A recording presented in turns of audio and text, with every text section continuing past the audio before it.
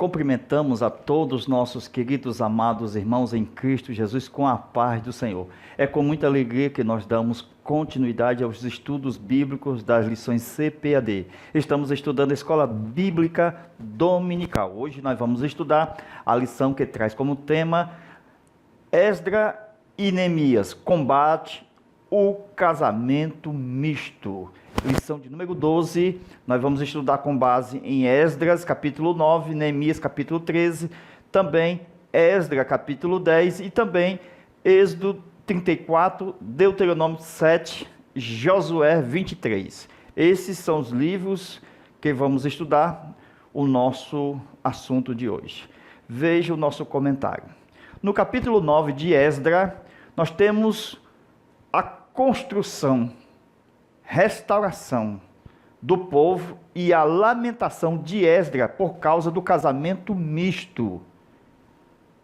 Então, a estratégia de Deus em relação ao povo é salvar a semente do Messias prometida lá em Gênesis 3 e 15. Então, Deus vai entrar verdadeiramente com uma estratégia na história para preservar a semente que seria o Messias, glória a Deus. Então, esta era uma verdadeira razão da qual Deus tiraria exatamente Judá da sua terra, levaria cativo até exatamente Babilônia, onde preservaria nos 70 anos de cativeiro a semente, isto é, o Messias, Gênesis 3 e 15. Então, isto tudo para preservar quem?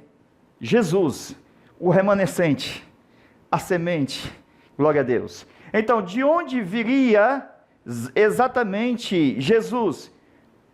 Da promessa que nasceria de uma virgem, que ele seria exatamente fruto da semente da mulher. Então, Deus, para preservar a semente da mulher, ele teve que levar o povo ao cativeiro, passando 70 anos, e isto a gente pode ver na história que nós estamos estudando. Mas em Esdras, capítulo 9, o povo estava correndo perigo, o povo de Deus. Melhor, a semente, o remanescente, Jesus sairia dessa semente. E como o povo estava correndo perigo por causa da mistura, porque o povo de Deus não deveria se misturar com as mulheres asdoditas, as mulheres moabitas, conforme diz o texto, não poderia jamais, porque o Messias seria puro, o Messias seria de uma linhagem santa, glória a Deus, e a raça não poderia se misturar.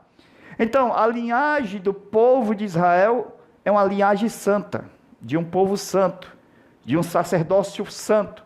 Então, assim como os levitas, os sacerdotes também não poderiam se misturar com outros povos. Jamais. Isto seria uma transgressão grave. Realmente, casamento misto, julgo desigual. Então, Deus tinha que preservar o Cordeiro de Deus. Era ele que tiraria o pecado do mundo. Era o Cordeiro puro, genuíno, que vem de Judá. Então Deus tinha que preservar Judá, conforme as promessas desde o livro de Gênesis, capítulo 49. Então, de nada adianta Jesus morrer por nós, se ele não fosse santo, se ele não fosse inocente, se ele não fosse exatamente a razão de Deus para nos salvar. Então, Deus, ele aceitou o sacrifício santo, justo e agradável, mas ele rejeitou anteriormente o sacrifício de Isaac. Ele não aceitou que Isaac morresse em nosso lugar.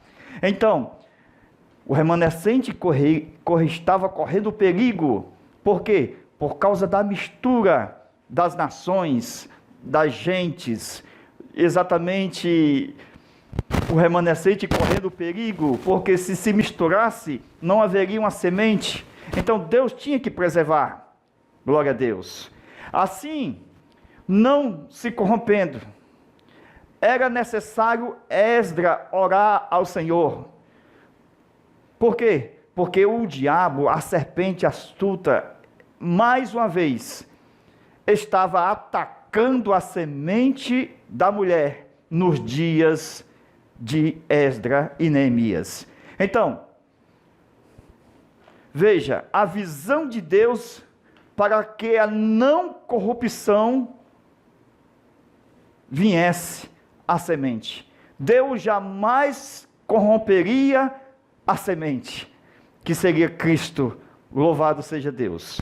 Então a promessa de Deus garantia que o remanescente estaria salvo da mistura, de onde viria a semente da mulher. Deus tinha um plano e um propósito, no cativeiro, 70 anos, guardar a semente, o Messias. Então Esdras vai realizar uma reforma, e esta reforma tem um pacto, e este pacto é a não mistura, por causa do Messias, é forte. Esdras capítulo 10, versículo 3, agora, pois, façamos um pacto com o nosso Deus. Esdras tem um pacto de pureza. Esdras sabia que o jugo desigual comprometia a semente. Então, Esdras sabia que o povo tinha que ser convocado à pureza, à conversão. Conforme o versículo 12, capítulo 10 de Esdras, então toda a congregação respondeu em alta voz: Amém. Façamos conforme a lei, conforme a nossa confissão. Vamos nos separar dos povos vizinhos, porque eles acharam na lei, irmãos, eles acharam escrito na lei de Deus, na lei de Moisés, que o povo de Deus não poderia receber, exatamente se unir aos moabitas. Deus jamais aceitou a mistura. Então, os povos vizinhos que tinham suas mulheres estrangeiras, o povo de Deus tinha que se separar. Agora veja no versículo 15. Jonatas e Jazeías eram opositores da pureza. Eles ficaram contra a pureza que Neemias estava propondo ao povo, a toda a congregação. Aí tinha o Mesulão e o Sabetai, que estava apoiando isto. Agora veja, na nossa continuação no versículo 18, dá-se início uma lista de sacerdotes. A gente lê o texto, você vê o que é genealogia, os príncipes do povo. Então, dos sacerdotes que se misturaram, aí nós temos lá os nomes.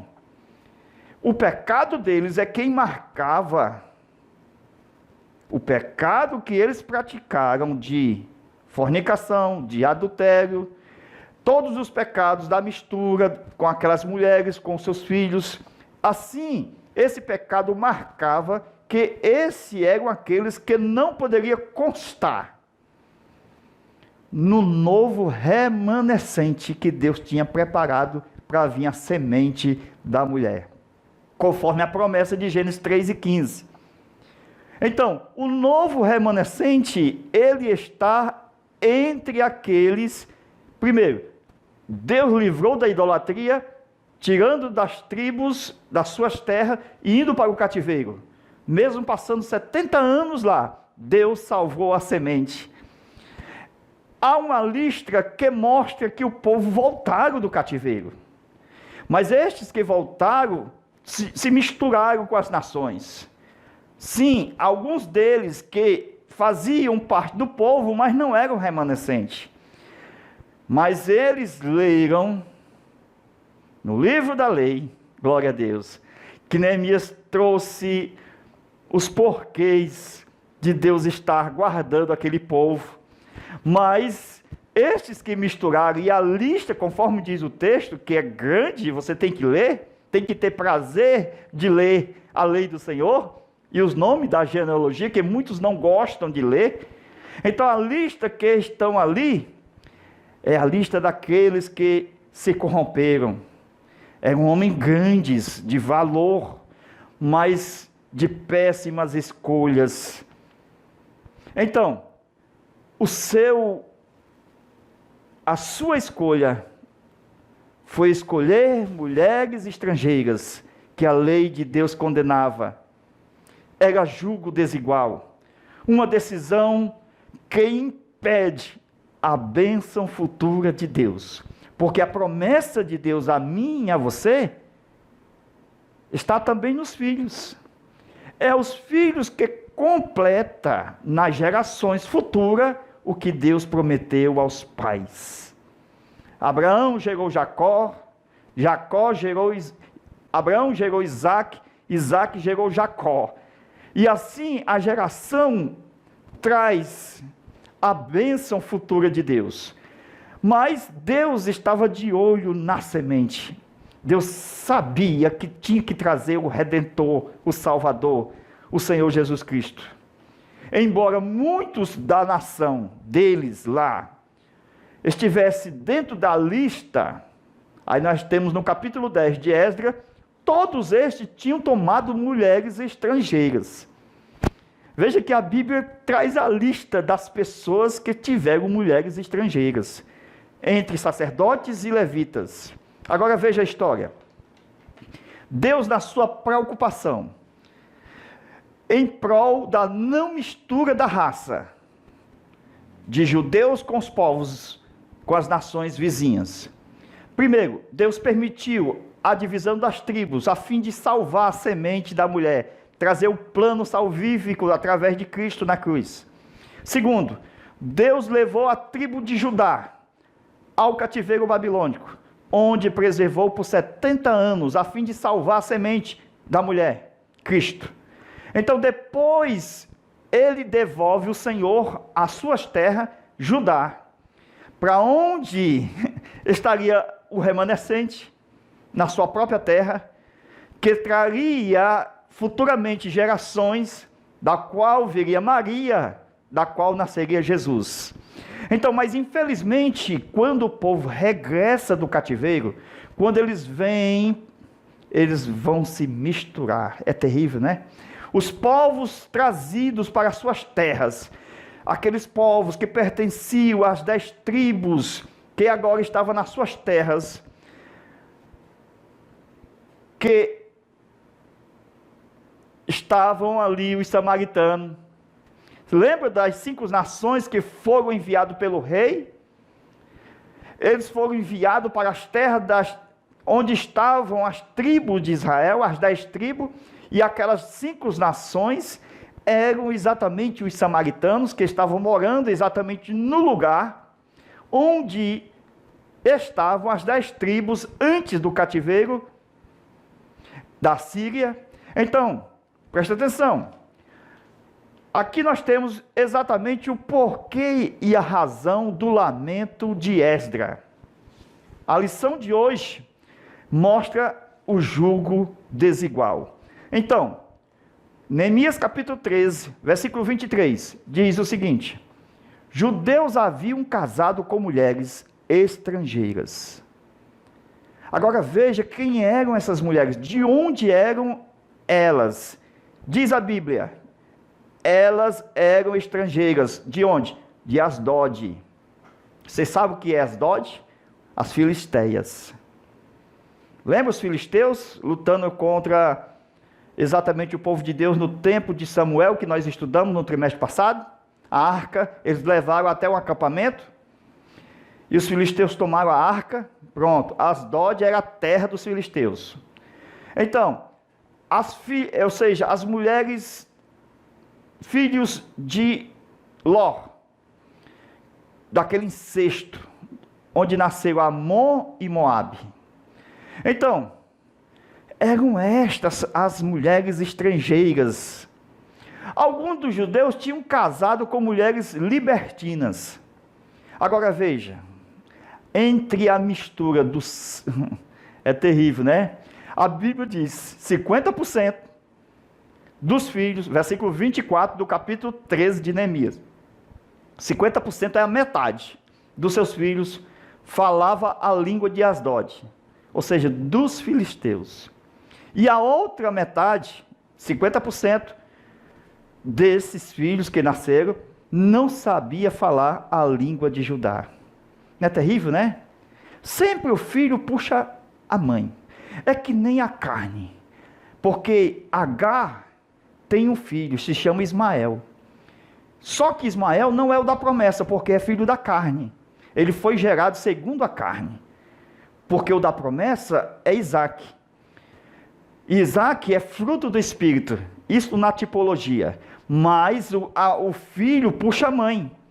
Agora, foi este um dos problemas ocasionado pelo matrimônio.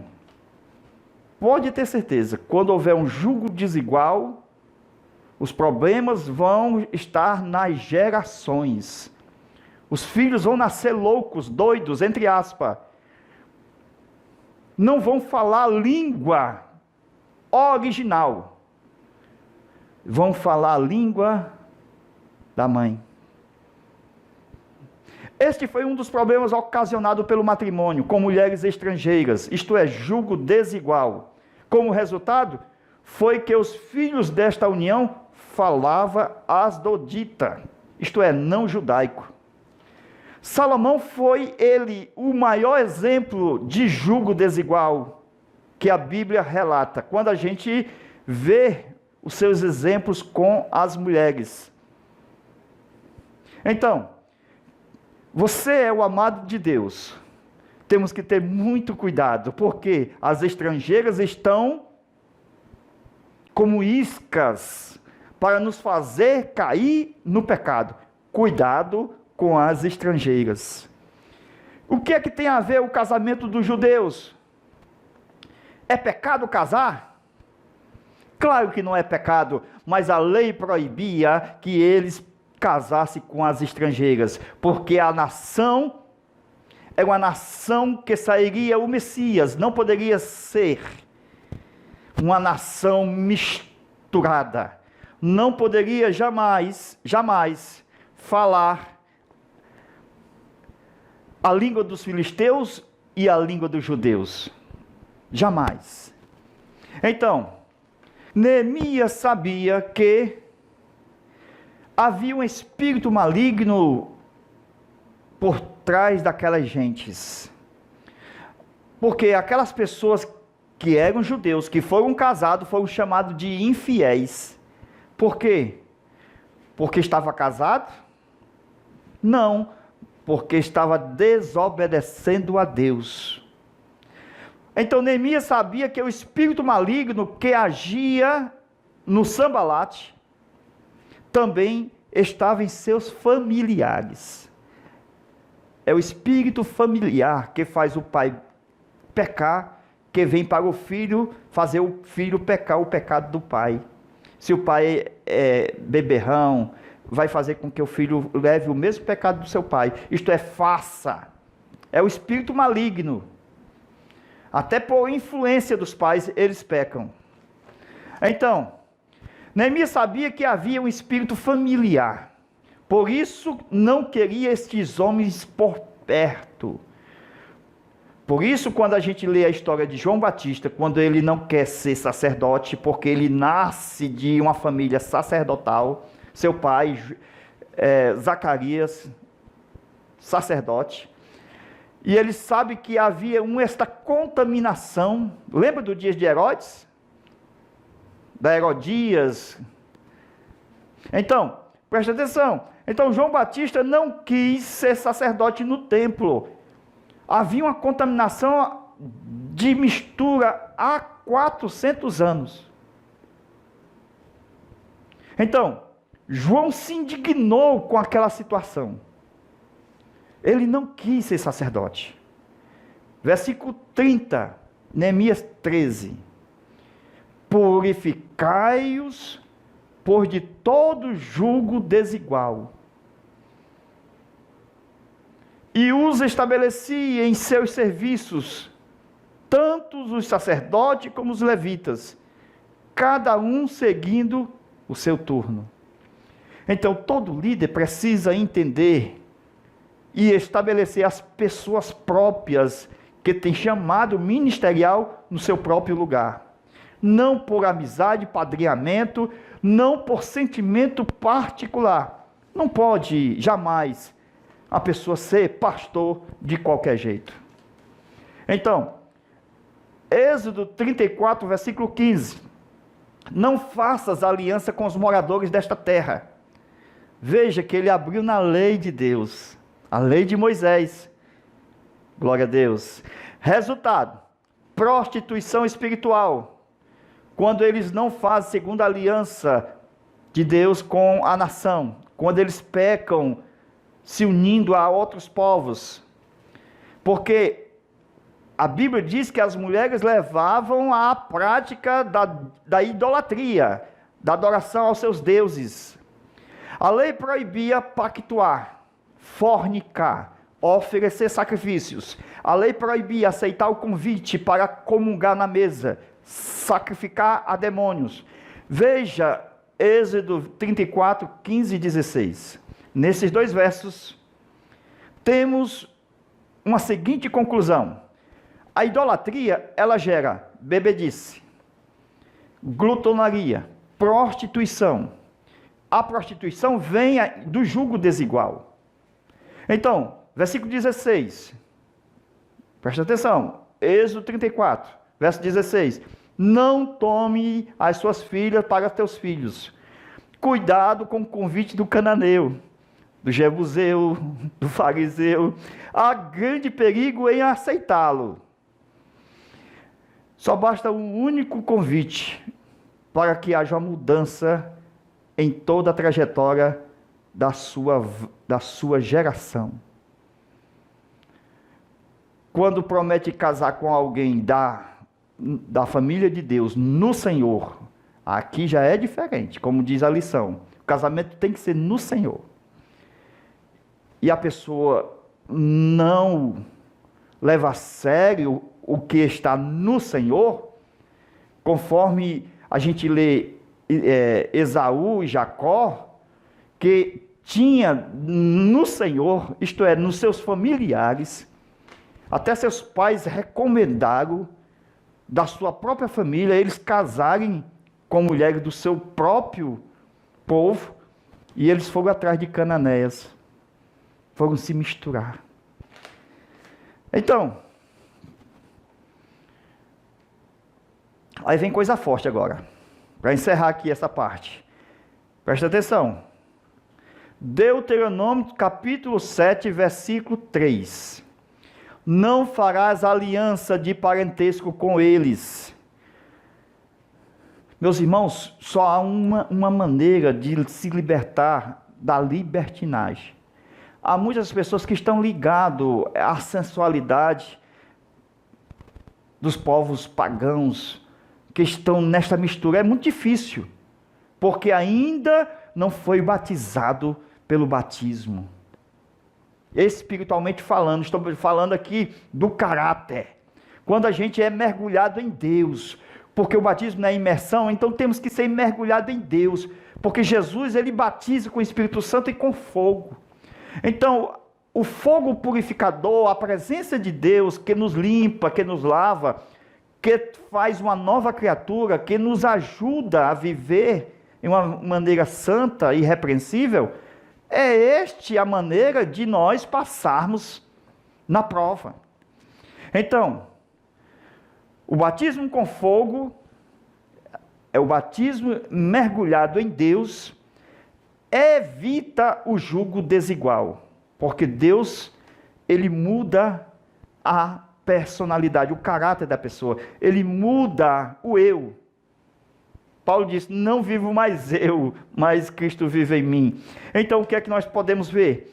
É que o fruto do jugo desigual, ele traz o resultado. Não tem como escapar, a ira de Deus. Então, do contrário, o oposto, nós temos o amor de Deus, que é o resultado da decisão de nossas almas para Cristo Salvador. Este é o grande resultado do amor de Deus, quando Ele entregou na cruz do Calvário o seu Filho, para que nossas almas fossem salvas. Então, este perecer, o morrer, conforme diz o texto de João 3,16, para que não pereça, para que não morra rapidamente, está ligado à causa da transgressão. Porque aquele que peca, morrerá. Porque estão servindo aos outros deuses, causando assim a ira de Deus, morrendo na sua própria terra, praticando assim o jugo desigual com as nações desta terra iníqua e perversa. Somos o povo de Deus, conforme diz o texto, somos um povo no Senhor, que façamos qualquer coisa, mas façamos tudo para a glória de Deus. Vamos continuar esta aula, a nossa parte de número 2 da nossa aula está imperdível. Nós vamos gravar ela e enviar para você no zap, 85991281260. Está uma bênção. Participe conosco também você e seja mais abençoado. Amém.